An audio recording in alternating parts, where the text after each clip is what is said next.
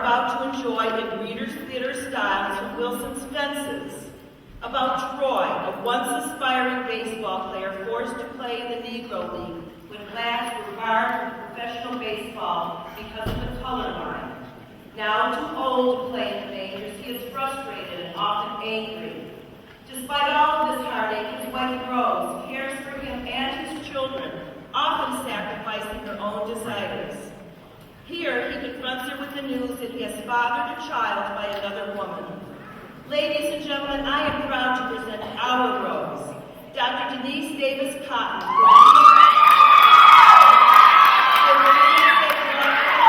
member Anthony L. Rock Jr. in a heart-wrenching set performed in Reader's Theater style from August Wilson's Fences. Rose, I don't know how to say it.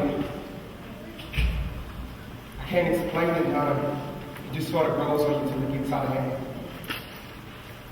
It starts out like a little bush, and the next thing you know, it's a whole forest. Troy, what is you talking about? Let me talk. I'm trying to find a way to tell you. I'm going to be your dad. I'm going to be somebody's dad. Troy, you're not telling me this. You're not telling me. What are you saying to me? Rose, now see. You're telling me you're going to be somebody's daddy? You telling your wife this? I have to wait 18 years to hear something like this. 18 years! And you want to come up with this? Ain't nothing you can say to me, Troy. Ain't nothing you can say. Ain't no explaining about it. What? After all these years, you come dragging this out now. It don't make no sense at your age. I could have expected it 10, 15 years ago, but now That ain't got nothing to do with you, Rose. I done tried to be everything a wife should be. Everything a wife could be. Been married 18 years, Troy. And I got to live to see the day when you come to tell me that you've been with another woman and her fathered a child by her. And I ain't never wanted nothing from you and my family.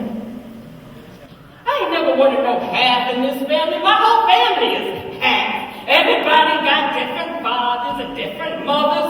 My sisters and my brothers. Can't hardly tell who's who. Can't never sit down and talk about mama and papa. It's your papa and your mama, or my mama and your papa. I don't want to hear about it now. I don't want to hear about it, goddammit. You want to know? It's time for you to know. And I don't want to know either.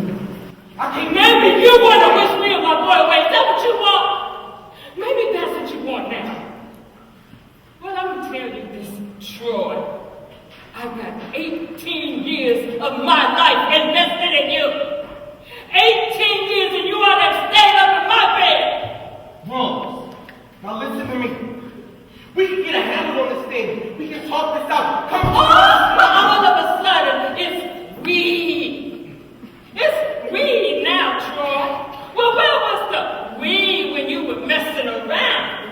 We should have come up to an understanding, Troy. We should have been together when you were making a damn fool out of yourself. You got all this time to think about what you're going to say to me and you come up with a we when you're a day late and $1 short when it comes to understanding me, Troy.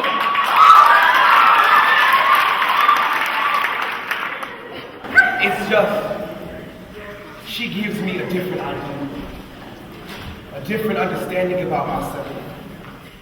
I can step out of this house and get away from the pressures and problems. Be a different man. I ain't never wonder how I'm going to pay the bills or get the roof fixed. I can just be a part of myself that I ain't never been. Well, what I want to know is, do you plan on being around with her forever? That's all you can say. I can sit up in her house and laugh. Do you understand what I'm saying? I can laugh out loud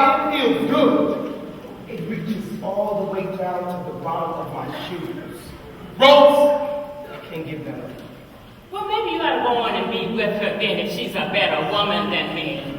It ain't about nobody being a better woman than another. Rose, you ain't to blame. A man didn't ask for no woman to be a better wife than you can be. I'm responsible. I've locked myself into a pattern trying to take care of you all that I forgot about myself. Well, what the hell was I there for, Troy? That was my job, not somebody else's. Rose, I done tried all my life to live decent, to live a clean, hard, useful life. I tried to be a good husband to you in every way I knew how. I don't know. Maybe I come into the world backwards with you're born with 2 strikes on you before you come to the plate. Always looking for the curveball on the inside corner. You can't afford to let them get past you. You can't afford a culture. If you're going down swinging. Everything lined up against you. What you gonna do? I fooled them, Rose. I bugged them. And when I found you performing in a halfway decent job, I was safe. I wasn't gonna strike out broken. I wasn't going back to the penitentiary. I wasn't going to lay in the streets with a bottle of wine. I was safe. Had me a job, a family. I wasn't going to get that last flight. I was on first, looking for one of them boys to knock me in, to get me home. You should have stayed in my bed, Troy. And when I saw that gap, she firmed up my backbone. And I got to thinking that if I tried, I just might be able to steal second. Do you understand after 18 years, I wanted to steal second? You should have held me tight. You should have grabbed me and held me. I stood on first base for 18 years, and I thought, well, goddammit, go on forward. Well, we're not talking about baseball. We're talking about you going off and laying up in bed with some other woman. And bringing it home to me. That's what we're talking about. We're not talking about no baseball. Well, you're not listening to me. I'm trying the best I can to explain it to you. It's not easy for me to admit that I've been standing in the same place for 18 years. I've been standing with you, Troy. I've been right here with you. I got a lot to do. I gave 18 years of my life to stand in the same spot with you.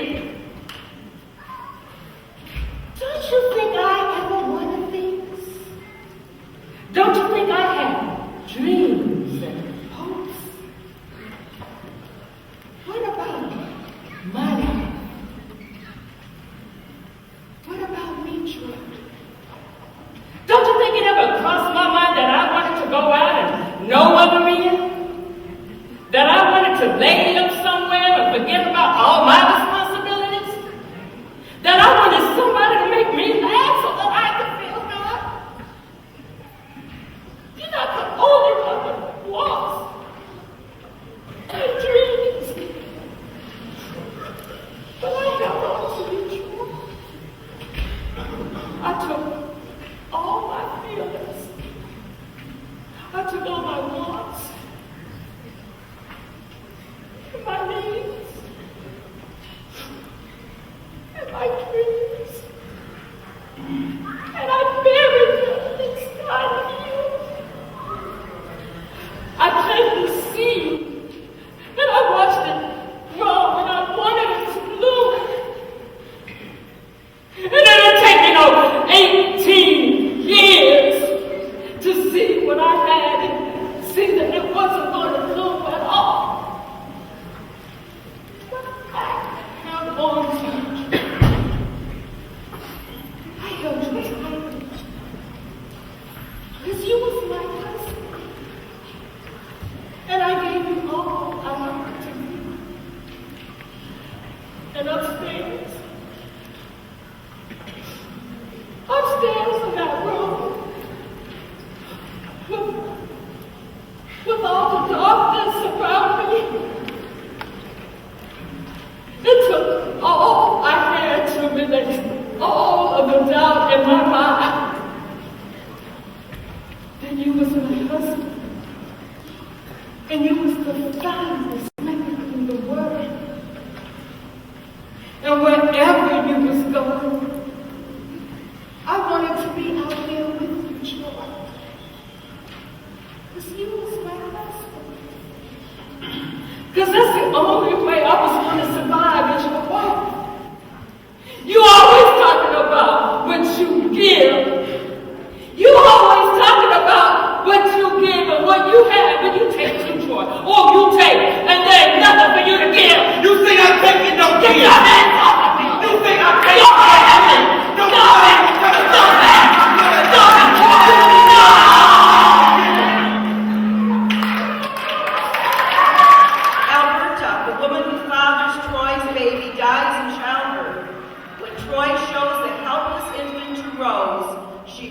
out her arms and says, Troy, I'll take care of your baby for you, because she's an innocent, and you can't visit the sins of the father upon the child. Please show your appreciation again for the generosity of spirit, determination, and vision to our Rose, Dr. Denise Davis Cotton.